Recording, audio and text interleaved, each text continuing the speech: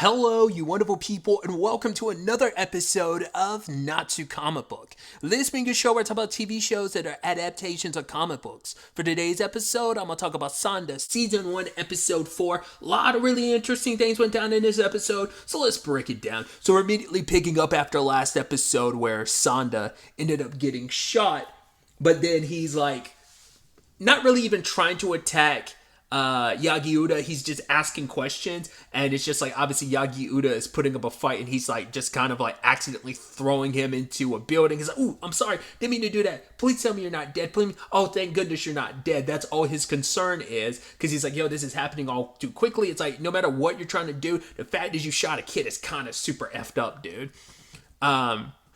Because obviously Sanda kind of starts bringing up some of his concerns, because he's like, because Yagi-Uda is after him, he's like, oh my god, what did I do in my past life? Because I think it's interesting because Yagi-Uda showed him the leaf tattoo, and he's like, do you know what this is? And he's like, he kind of recognizes it, but it's like, sorry, I don't know if that's supposed to mean anything significantly to me. Like, I recognize what it is, but he doesn't associate anything. Because let's not forget, Yagi-Uda brought it up last episode that he had a run in clash with Sanda 20 years ago. So it seems like whatever the Santa transformation is, maybe those memories are still stored somewhere in its entity, but maybe it isn't shared between person to person who became Santa. So last episode I was like, well, maybe his dad was the last Santa, but whatever his dad experienced as Santa is only his experience, and if that was in fact his dad, but maybe only Sanda experiences his memories as Santa, so there's no overlap between anyone that's ever been Santa previously. Like, it's kind of maybe like an Avatar, like I don't know if it's an Avatar situation where you can have access to every other previous Santa or not, so that's why I'm curious to find out. But it didn't seem like that was the case, but maybe Sanda just hasn't unlocked those memories yet. But his concern is like, yo, what did I do in my past that someone's hunting me down, they want me dead? And obviously he's worried because he's like, yo, like, the fact is I've got, like, he checked out his wang, and he's like, oh my god, I got an adult wang. Because he's like, he even talks about it later on, he was always so nervous to look at himself in the mirror because it's so scary not knowing, like, who he really is. It's like, because you're stuck between these two realities of being who you are. Even when you're Santa Claus, you're still have your memories, you're still this 14-year-old Sanda on the inside, but you also have all this of elements of being Santa Claus overriding who you were to some degree. So it's a complicated duality of coexisting between, even when you're Sanda, you're Santa, and even when you're Santa, you're Sanda. So it's complicated. But Yagi-Uda ends up knocking him out and telling him, like, yo, like, the reason why you need to be wiped out is that everything here in this country works a very specific way. Preordained education, preordained marriages, like, or arranged rather, prearranged education, prearranged marriages. It's like society has you go down a certain path, and the last thing we need is you as an entity popping up, inspiring these kids with hope. We don't need hope, because that goes completely against us manufacturing the world the way we want it to be.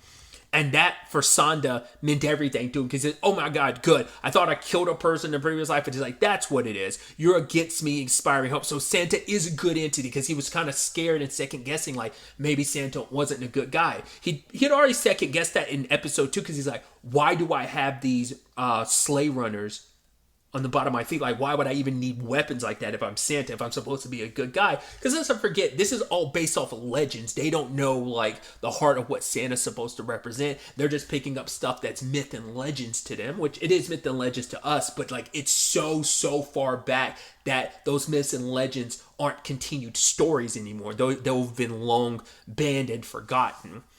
And so Sanda, for whatever reason, I guess to try and embrace all that he is, not being driven by fear of who he is, takes off his underwear and goes full dong out in the fight. And draws his one of his sleigh runners, and it's like, yo, let's do this. Like, I will kind of, not let you get in my way of kind of like fighting for the children and stuff like that. And obviously, while this is all going down, Fuyumura, which I love that she watches everything, but she covers Amaya's eyes when it's like, yo, here's Sanda as Santa with his dong out. And then she flashbacks to Ono showing her a book, being like, oh my God, like, this is like, do you think this is what like boys look like naked? And they're both being like, she's the most bashful about it. Ono's the most like embracing it and stuff. Because Fuyumura even says at one point, it's like, yo, if I saw something like that in front of me, I'd probably like freak out and not know how to handle it, which she kind of does replicate that present day. But Ono seems to be the rebellious type even back then, where she's like, yo, like, when you tell me not to do something, I'm gonna do it. So I got these books that show off the human naked male form, and it's like, does it really look like that? Where like stuff like kissing before marriage is banned, which she's like, but I've heard rumors about like, people used to be able to kiss the person that they liked. And the moment it's like, even asking Fuyumura, is like, would you even want to try kissing someone? And it's like, I forgot what Fuyumura said. She was kind of making an excuse for not doing it, just kind of like she wouldn't know like what to do and like, whatever. But then like the moment her and Ono are looking at each other, I was like, wait, is that? And they went very close to kissing, but they're mainly touching. But it's because Fuyumura kind of pulled back because she was feeling stuff she wasn't feeling. Because it makes sense. They probably don't really tell you and explain to you what you're feeling at such a young age, that it's like, it's such unfamiliar territory for her. It freaked her out because she didn't know, like, what's this feeling in my heart? Like, what's all this? Like, the feeling of touch. It feels so nice. So I'm like, oh, so Ono isn't just your friend. There's something more. Now, maybe that's also your regrets of, like, we've never found out what that next step would have been. Maybe she has regrets of not kissing her then. But it's like, oh, that was your friend and you didn't take the chance to really, like, pull the trigger on that. And you're kind of scared, like, what if our last time together? Because I don't think we still haven't seen what like their last moment was together, and I think they'll probably slow roll that into the season until we find out like what went down between Fuyumura and Ono. Hopefully, it's not a thing of she disappeared when they were on bad terms, and maybe that guilt might be why Fuyumura is so desperate. But also, it's like you're more like you are her person in more ways than one, not just as her friend. Seems like out now you have. Fuyumura now has Sanda and Amaya, but like up until this point, she only had Ono from what we saw, and it ended up being something more. So you're her person in many different facets. You probably got her viewing the world and seeing the world in a very different way that, no one else has kind of welcomed her into their view of the world like that. So she's probably always felt so alone. And now to have that person who kind of became your foundation to the world, and then just to have them ripped away from you with no ceremony, nothing, no clear answers of what's going on, especially now you saw her last episode knowing she's still alive. You just don't know what's going on.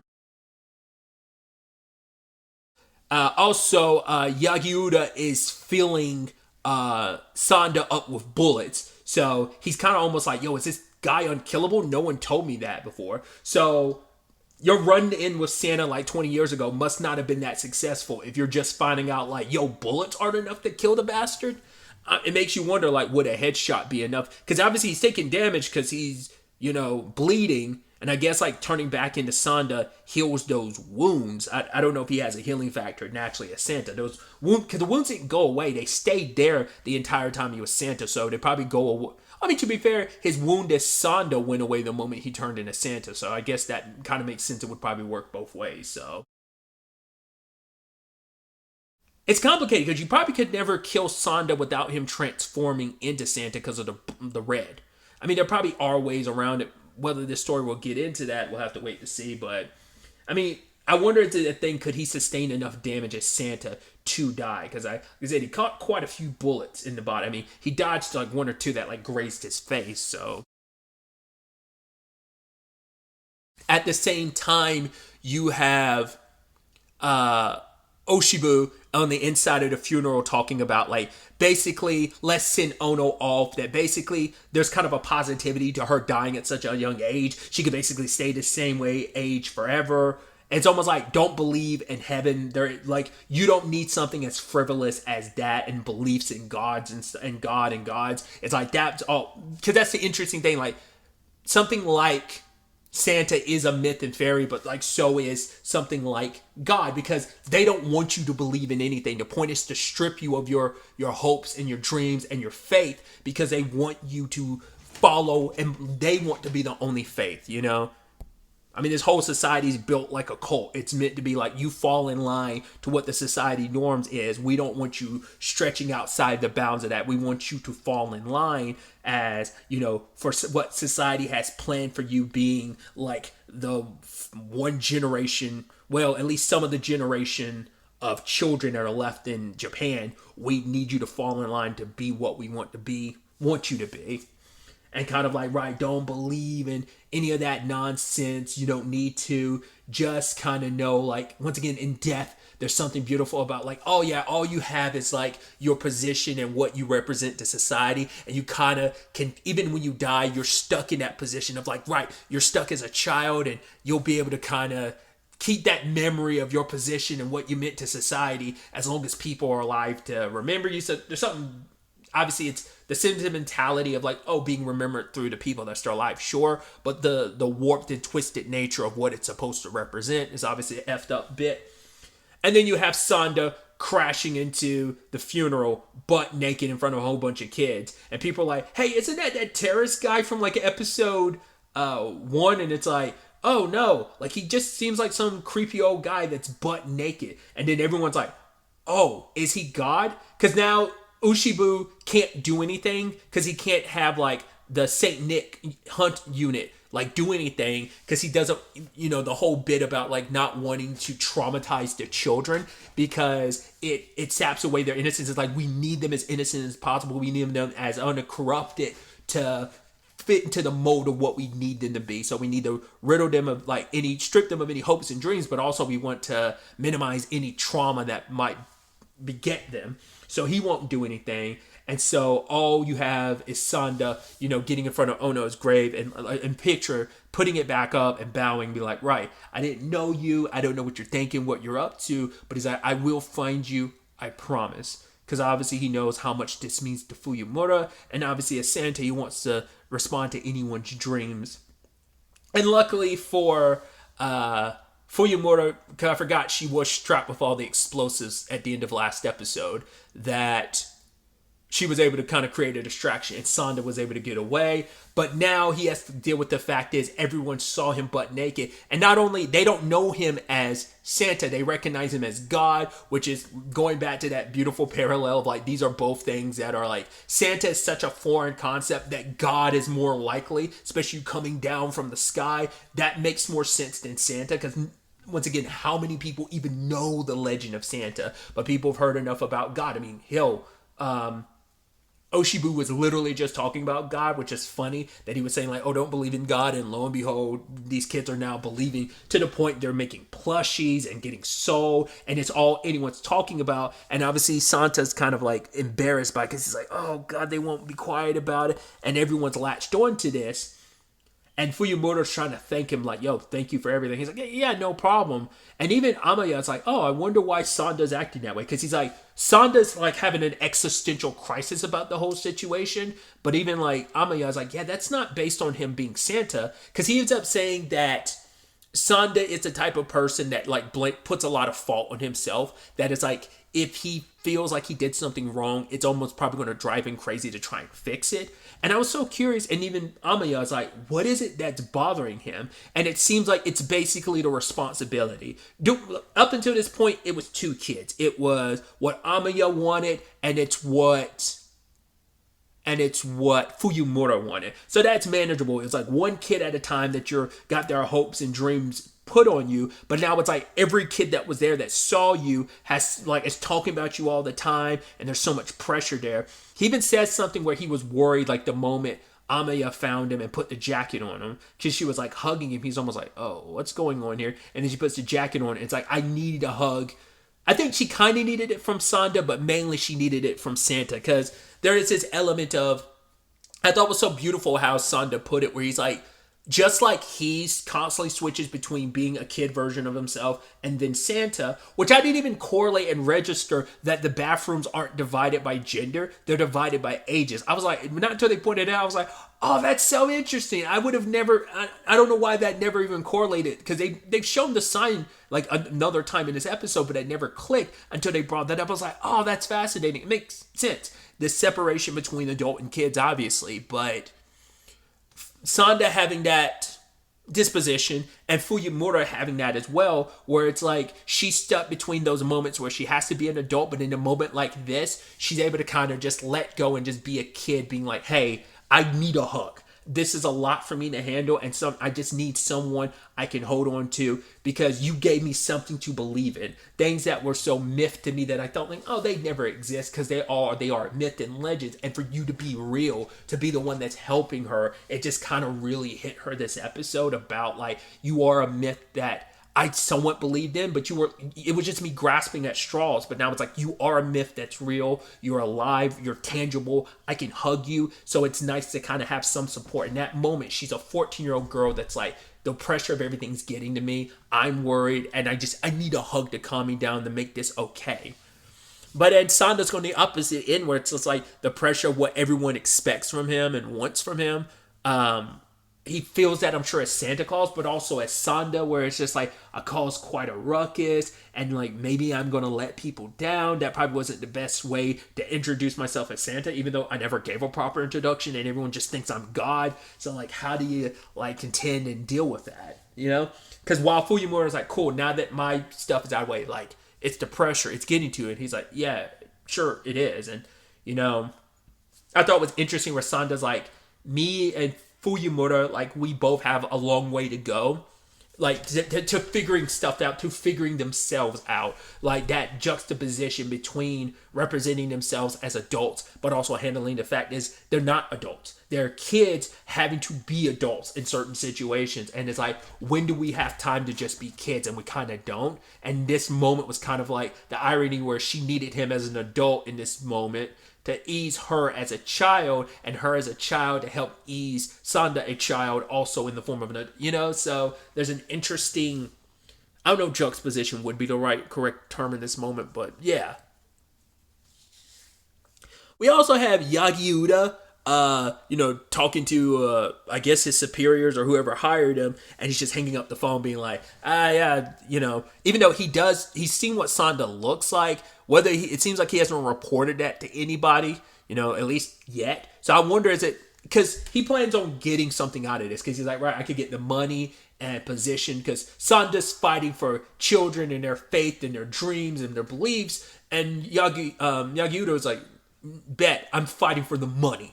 And he thinks he could get a promotion out of this and that. So he probably doesn't want to share that information with anyone else, because there's other people in the unit that if like they found out, they'd hunt Sanda down. So I'm going to keep that secret. Probably very much like a Batman and Joker thing, where Joker sometimes knows who Batman is. I mean, some of like superheroes, villains will know who they are, but won't tell other people, because it's like, nah, I want you to be mine. You're my arch nemesis, and I'm going to be the one to defeat you, not anyone else. It's going to be my pride and my benefits from it. I'm not going to let anyone take that from me, so why would I tell anyone? So it's going to be interesting to see how they handle that going forward, where it's like, yeah, he clearly knows what Sanda looks like, so all he has to do is get back into the school. Now, probably won't be the easiest thing after the whole thing, because, well, if you try hunting down Sanda now as Santa, it's like, well, you probably have to handle like attacking him differently. You'd have to go after him as Sanda rather than Santa, because I'm sure Oshibu was like, no, you can't attack him now that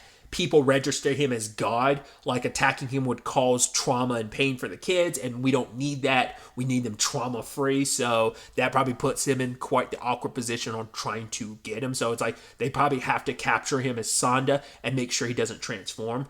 Granted, we don't know how much they know about the rules of Santa of needing red to transform. So it's probably like, because they don't know enough about Sanda as Santa Claus, they can't like just they can't just go like buck wild with this. They have to be calculated, because they don't know what they don't know.